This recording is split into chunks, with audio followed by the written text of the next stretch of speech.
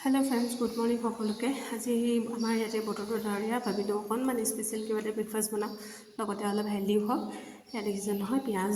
অকণমান কেঁচা জলকীয়া আৰু নহৰু কাটি ল'লোঁ তাৰপিছতে ইয়াতে লৈ ল'লোঁ গাজৰ আৰু পনীৰ তাৰপিছতে এইবিলাক বইল কৰি ল'লোঁ আলু তাৰপিছতে এইটো ৰেডি কৰি লৈছোঁ ঘি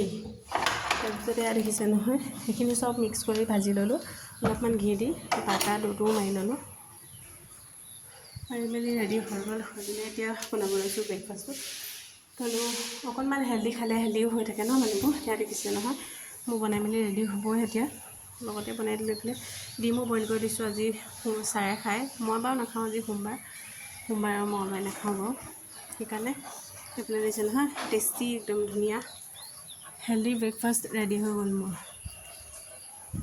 কোনে কোনে ভাল পায় এনেকৈ জনাবচোন পনীৰ গাজৰ চাজৰ দি মিক্সকৈ খাই ভাল লাগে এনেকৈ পৰঠাটো খাই এনেকৈ পৰঠাটো খাই বহুত কোমল ভাল লাগে খাবলৈ খাই চাবচোন আপোনালোকেও